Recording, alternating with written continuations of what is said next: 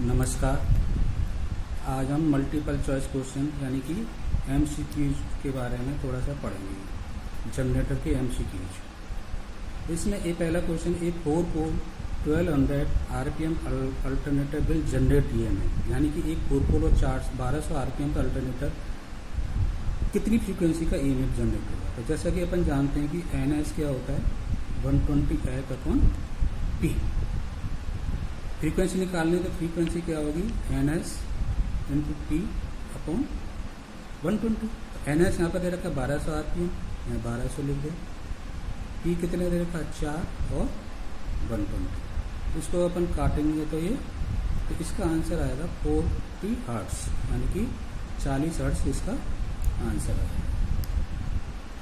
अब दूसरा क्वेश्चन है, the span of a full pitch coil wound for 6 poles, यानी कि अगर कोई 6 पोल की एक मशीन है, फुल पुश है, तो उसमें जो स्पान होगा वो कितना होगा।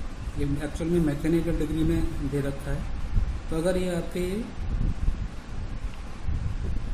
6 पोल हैं तो एक पोल से दूसरे पोल के बीच में कितना एंगल होगा, क्योंकि पूरा जो एंगल होता है 360 होता है। 6 पोल है तो 360 अपॉन 60 यानी कि 60 डिग्री का, यानी कि आंसर क्या होगा, 60 डिग्री मेकेनिकल।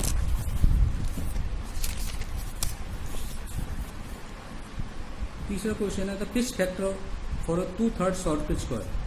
2/3 मतलब शॉर्ट पिच फैक्टर क्या होता है, पिच फैक्टर होता है आपका, पिच फैक्टर क्या होता है, cos अल्फा बाई 2, इसको बोलते हैं केपी। फिर अल्फा इधर कितने इलेक्ट्रिकल डिग्री से शॉर्ट पिच है। यहाँ पर जो बाइंडिंग है वो आपके 2/3 है, यानी कि 1, 2 और 3, यानी कि जो तीनों हैं आपके 60 डिग्री के हैं। तो इतनी से 60 डिग्री से शॉर्ट पिच है, तो यानी कि अल्फा की वैल्यू कितनी है, 60। तो केपी कितना हो जाएगा, cos 60 बाई 2, यानी कि cos 30। इसकी जो वैल्यू होती है वो क्या होती है आपकी 0.866। तो इसका आंसर क्या हो जाएगा आपका, सी हो जाएगा। The armature flux opposite the main flux when the load factor is, जैसा कि अपन ने पढ़ा है जनरेटर में क्या होता है कि ये जैसे आपका आर्मेचर फ्लक्स है, ये मेन फ्लक्स है। अगर आर्मेचर रिएक्शन की वजह से फ्लक्स इसका अपोज करता है, तो ये किस केस में होता है, ये होता है आपका 0 डिग्री लैगिंग, 0 डिग्री लैगिंग में होता है आर्मेचर फ्लक्स। इसमें हेल्प है, तो ये एक्चुअल में 0 डिग्री, चौथा क्वेश्चन है, इसमें अपोज करा तो 0 डिग्री लैगिंग में। और दूसरी ऐसे 5वां क्वेश्चन है, 5वें क्वेश्चन में क्या कह रहा है, the armature field have the main field. अगर आर्मेचर फील्ड और मेन फील्ड दोनों एक ही डायरेक्शन में, तो ये कब होगा, 0 डिग्री लीडिंग में होगा। एक commercial alternator has, commercial alternator जो आपके बड़े बड़े जनरेटर होते हैं जिनसे इलेक्ट्रिसिटी जनरेट होती है, यानी कि पावर जनरेशन स्टेशन में होते हैं, उसमें क्या होता है, आर्मेचर स्टेशनरी होता है और फील्ड रोटेटिंग होता है, क्योंकि इस आर्मेचर बहुत बड़ा होता है और जो रोटेटिंग फील्ड होता है उसका इनर्शिया बहुत कम होता है। तो अपन इसमें क्या रखते हैं, आर्मेचर को स्टेशनरी रखते हैं, फील्ड को रोटेटिंग रखते हैं। इसलिए आंसर इसका stationary, armature and rotating field. 7वां क्वेश्चन है, in alternator damper winding are use. Damper binder क्यों यूज की जाती है, तो इसका जो आंसर होता है वो हंटिंग को प्रिवेंट किया जाता है। हंटिंग क्या होती है, जैसे कोई किसी भी अल्टरनेटर पर कोई भी आपका फॉल्ट आता है, उसकी वजह से क्या होता है, जो आपका फील्ड वाइंडिंग है, आर्मेचर है, वो क्या करता है, कभी आगे जाता है, कभी पीछे जाता है, तो इसको बोलते हैं हंटिंग। तो इसको हंटिंग को प्रिवेंट करने के लिए काम आता है। जैसे ये 4 पोल 50 हर्ट्ज सिंक्रोनस मशीन रन्स है, कितने आरपीएम पर रन होगी, तो NS = 120 F अपॉन P, ये पढ़ा होगा फॉर्मूला, तो 120 × 50 अपॉन 4, यानी कि 1500 आरपीएम। इसका आंसर क्या हो जाएगा, 1500 आरपीएम।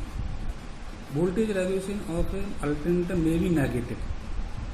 किसी भी अल्टरनेटर का वोल्टेज रेगुलेशन क्या होता है? E0 minus V upon E0, no load voltage terminal voltage upon E। जब नेगेटिव का होगा यानी कि टर्मिनल वोल्टेज आपका बढ़ेगा। टर्मिनल वोल्टेज कब बढ़ता है? जब पावर फैक्टर क्या होता है? लीडिंग होता है, तो तभी नेगेटिव हो जाएगा। Pitch factor for 5/6 short pitch call, वही चीज़ आपकी है इसमें आ गई। इसमें क्या आ गई आपकी 6 स्लॉट है, 1 2 3 4 5 6। 6 में क्या होता है? 180 का एंगल होता है।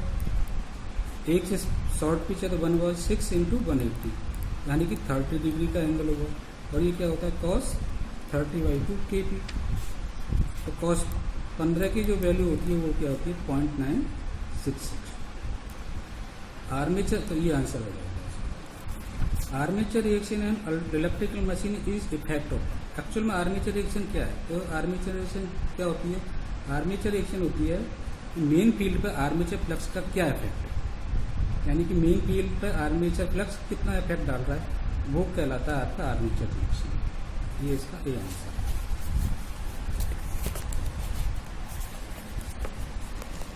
इसके बाद में है कि इनफाइनाइट बस बार शॉर्ट मेंटेन। इनफाइनाइट बस बार क्या होती है? जिस पर कि बहुत सारे अल्टरनेटर्स कनेक्ट रहते हैं। उसका जो फ्रीक्वेंसी होगी वो कांस्टेंट होगी और उसका वोल्टेज कांस्टेंट, वो कभी भी चेंज नहीं होती। Synchronous motor are to be used in switches. Synchronous motor की क्या स्पीड क्या होती है? कांस्टेंट होती है। तो ऐसे लोड के लिए यूज करते हैं जो कि जिनकी स्पीड कांस्टेंट हो, यानी कि load is to be driven at constant speed. Which kind of rotor is not suitable for turbo alternators which are design to run at high speed. High speed के लिए किस टाइप का generator rotor use किया जाता है? तो इसके लिए नॉन सैलिएंट टाइप का यूज किया। Salient poles are generally used for low and medium type prime movers के लिए।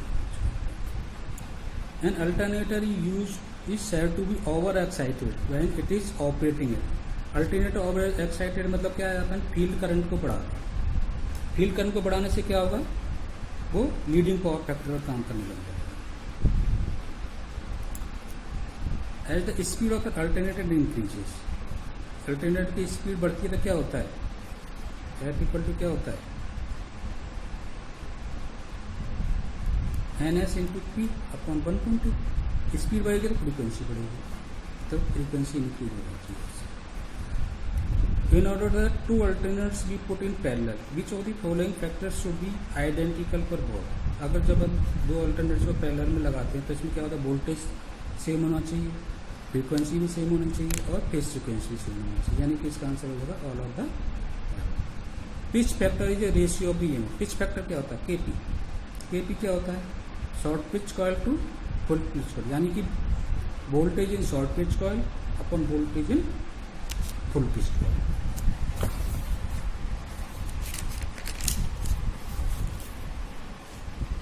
क्वेश्चन नंबर 20 है, in alternators the distribution factor is defined. Distribution ऐसे केडी से डिफाइन करते हैं।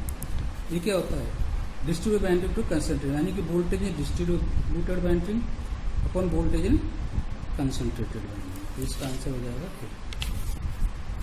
21 में। Which motor can conveniently operate on lagging as well as leading factor power factor. तो इसका आंसर है सिंक्रोनस मोटर, क्योंकि स्क्वायर की मोटर ओनली लैगिंग फैक्टर पर काम करती है। ये दोनों इंडक्शन मोटर हैं, दोनों लैगिंग फैक्टर पर काम करती हैं।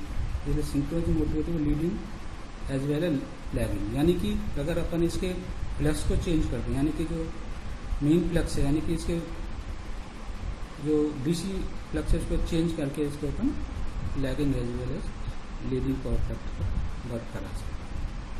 तो ये आपका कुछ क्वेश्चन है जिनको अपन डिस्कस किया। धन्यवाद।